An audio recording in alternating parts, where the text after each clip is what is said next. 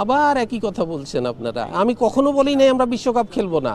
Squad কাউকে জিজ্ঞেস করে স্কোয়াড তৈরি করা হয় না, যেই স্কোয়াড ফাইনালাইজ হবে সেই স্কোয়াডই বিশ্বকাপে যাবে। যে আমরা যে ওদের পিছিয়ে এত খরচ করতেছি, বিভিন্ন জায়গায় গিয়ে ওরা কিছুই করতে পারতেছে না, আজ পর্যন্ত আমরা একটা বই শিক্ষা আনতে পারছি? তোমরা খেলতে পারো না, তোমাদের পিছিয়ে যা খরচ করছি এটার এবার তোমাদের কাছ থেকে আমরা নিতে থাকি।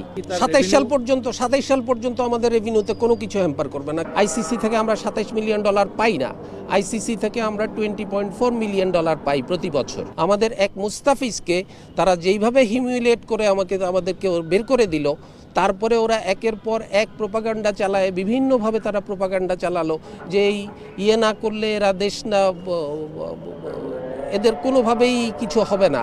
তো তারপরে আমরা কোনোভাবেই আমরা ওদের পুরা একটা মুস্তাফিজের জন্য যদি আমরা না করতে পারি, নিশ্চয়তা আমরা না পাই, আপনারা চিন্তা করতে পারেন যে আমাদের এই এত খেলোয়াড়রা সবাই